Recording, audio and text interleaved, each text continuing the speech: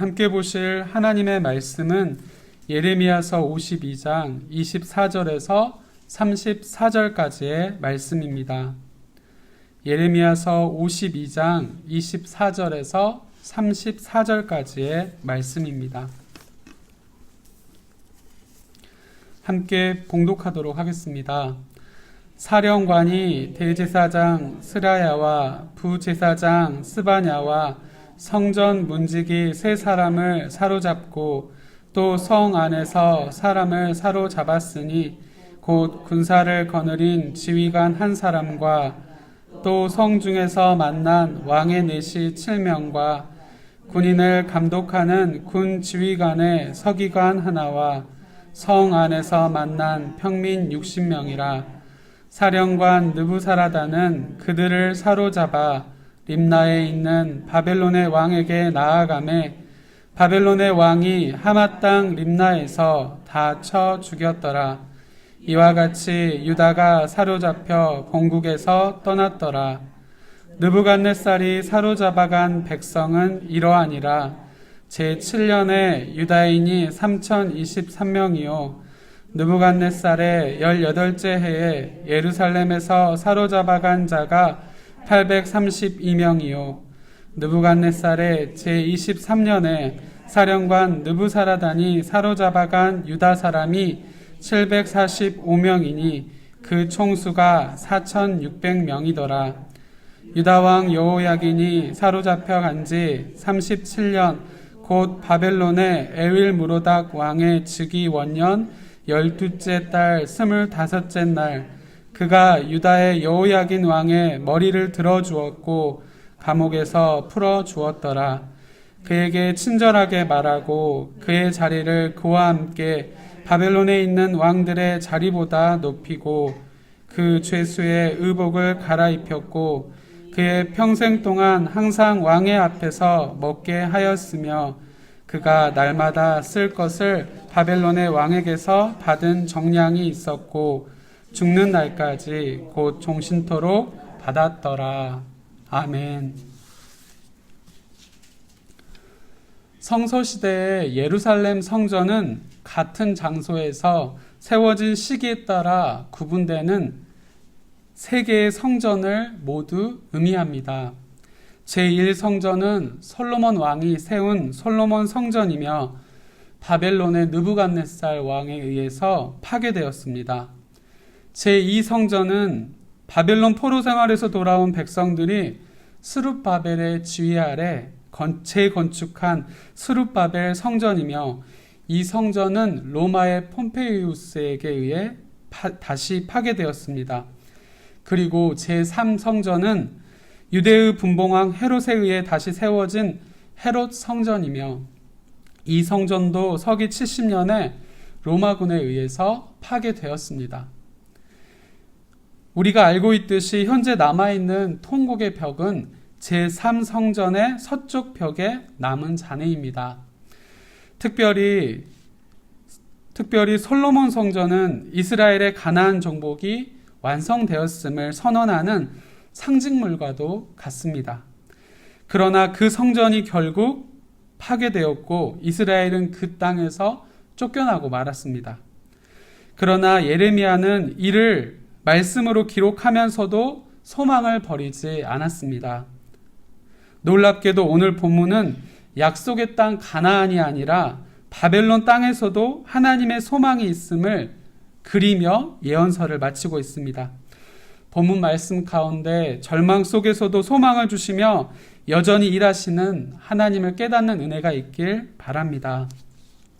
오늘 본문 말씀의 첫 번째 부분에 해당하는 24절에서 30절까지는 바벨론의 제3차 침공 때 유다의 피해가 어느 정도였는지를 말씀하고 있습니다.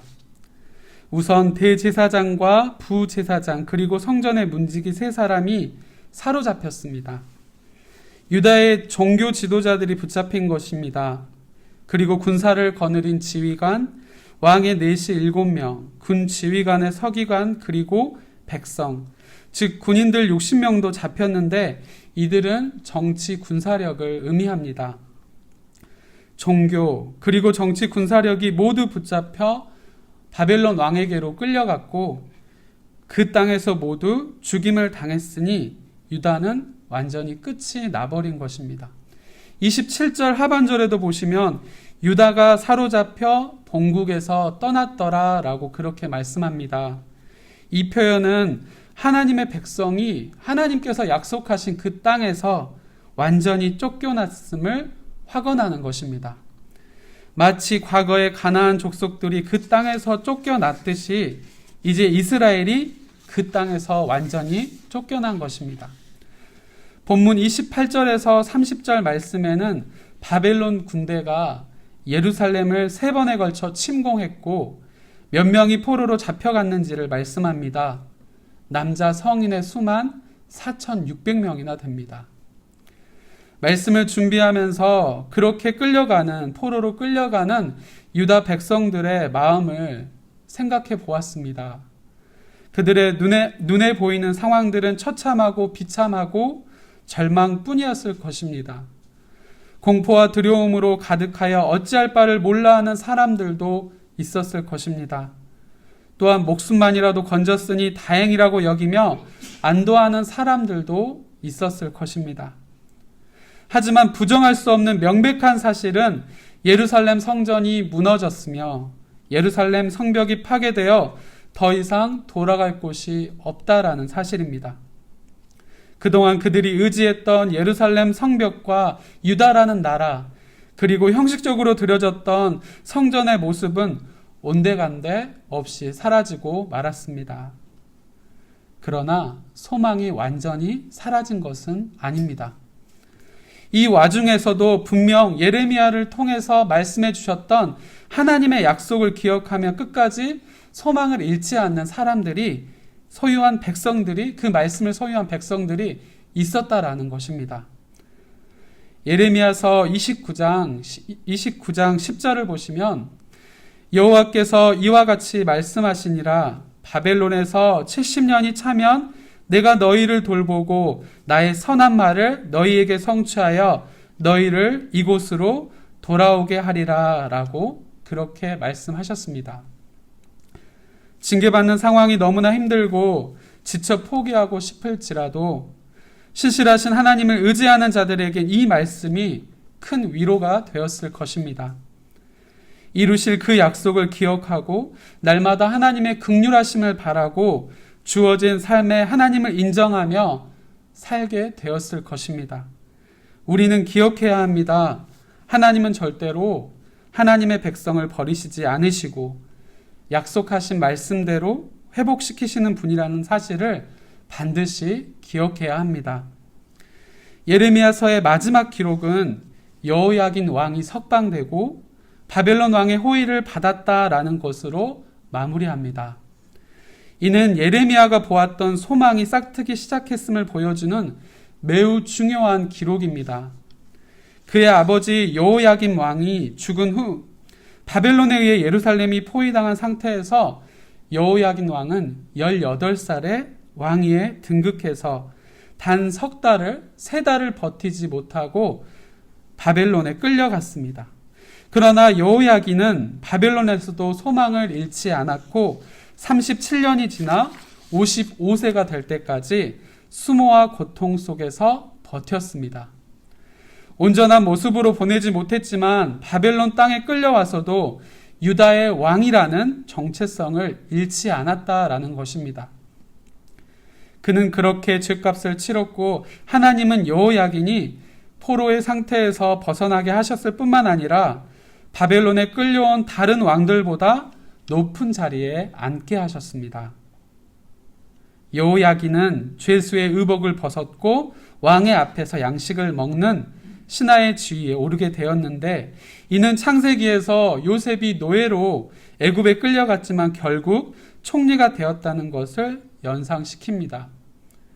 또 하나님이 유다를 구원하실 새로운 섭리를 시작하셨음을 암시하고 있습니다. 우리는 종종 하나님이 예기치 못한 시간과 장소에서 우리가 기대하지도 않는 놀라운 일들을 이루어 가시는 것을 경험합니다. 인간적인 소망이 전혀 찾아볼 수 없는 그 순간 하나님은 일을 시작하십니다. 예수님의 성육신도 그러했습니다. 누구도 생각하지 못했던 일이 이 땅에서 성취되었고 우리에게 대속의 은혜가 주어졌습니다. 그렇게 우리는 우리의 삶을 너무나 인간적인 시각에서 판단하지 말고 낙심하지 말아야 합니다. 이를 만드시고 성취하시는 분은 여호와 하나님이시기 때문입니다. 하나님은 바벨론에서 70년의 기간이 지나면 예루살렘으로 돌아오게 하겠다고 분명하게 말씀하셨습니다. 회복의 소망은 여호야긴이 석방되고 다른 왕들보다 높은 자리에 앉히면서 점점 구체화되기 시작합니다. 유다도 여호야긴도 특별히 그들이 한 일은 없습니다. 그런데 여호야긴의 자리는 높아졌습니다. 우리가 아무것도 하지 않을 때에도 하나님은 일하고 계신다라는 증거입니다.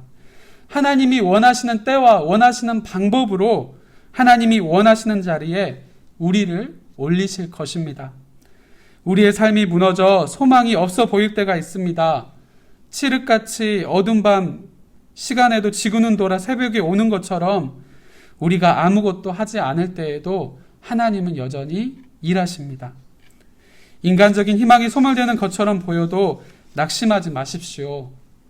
분명 하나님은 우리가 보지 못하는 곳에서 말도 안 되는 엄청난 일을 우리를 위해 준비하고 계실 것입니다. 사랑하는 성도 여러분, 여호야긴 왕이 풀려나고 21년 후에 멸망하지 않을 것 같던 바벨론이 바사 즉 페르시아에 의해 완전히 멸망하고 말았습니다. 그리고 하나님의 회복의 역사가 시작되었습니다. 이처럼 하나님은 아무도 소망을 찾지 못할 때 소망을 주시고 그 약속을 지키시는 분입니다.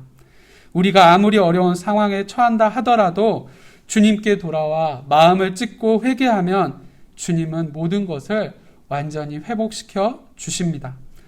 바라기는 오늘도 상황 너머에 있는 모든 상황 너머에 있는 하나님을 바라볼 수 있길 바랍니다. 나를 힘들게 하고 좌절하게 하는 상황 속에서도 여전히 일하고 계시는 하나님을 신뢰하며 소망 가운데 인내할 수 있기를 바랍니다. 삶 가운데 우리의 한계를 인정하고 전능하신 하나님의 주권을 인정하여 살아계시고 전능하신 하나님이 여전히 일하시고 도우심을 경험하는 복된 하루가 되시길 간절히 소망합니다. 기도하겠습니다.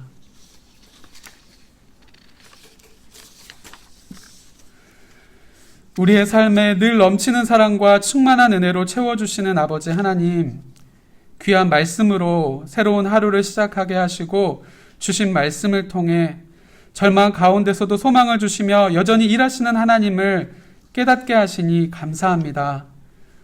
세상의 눈으로 바라볼 때 절망적 상황뿐인 포로된 이스라엘 백성에게 또다시 약속의 말씀을 주시고 그 말씀을 지키시며 살아가는 이들에게 약속을 이루어 가시는 하나님을 경험하게 하신 아버지 하나님, 포로된 이스라엘 백성 가운데 함께 하셔서 일하셨던 하나님은 오늘 말씀 따라 생명을 걸어가는 우리와도 함께 하심을 믿습니다.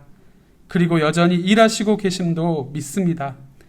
오늘 하루 맡겨주신 삶의 자리에서 우리 눈에 보이지 않지만 여전히 뜻과 계획하심 가운데 일하시는 하나님의 주권을 순간순간 인정하는 믿음을 허락하여 주옵소서.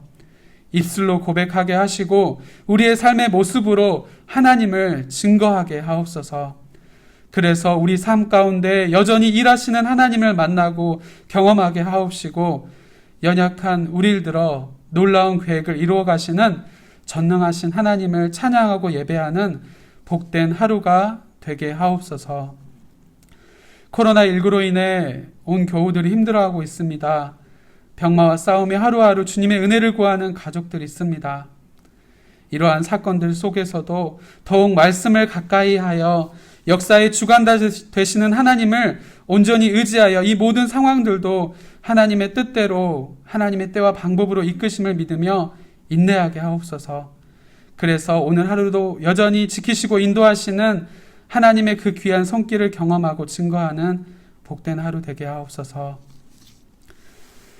지금은 길이요 진리요 생명이요 부활이신 우리 구주 예수 그리스도의 은혜와 예수 그리스도를 통해 우리에게 영원한 생명을 주신 하나님 아버지의 그 크신 사랑하심과 우리가 이 땅에 살면서 예수님을 믿게 하시고 그 신앙 고백으로 이 이른 새벽 말씀으로 하루를 시작하게 하시는 성령님의 함께하심과 교통하심이 오늘 하루도 말씀에 순종함으로 삶 가운데 여전히 일하시는 전능하신 하나님의 주권을 인정하며 여전히 우리 삶 가운데 살아계셔서 역사하시는 하나님을 기쁨으로 세상에 전하길 바라고 소망하고 결단하는 사랑하는 우리 성도들과 그 가정과 생업 위에 그리고 우리가 날마다 중보하는 선교사님들과 전도 대상자들 그리고 청년들 위해 이제로부터 영원토록 함께 하시기를 간절히 축원하옵나이다. 아멘.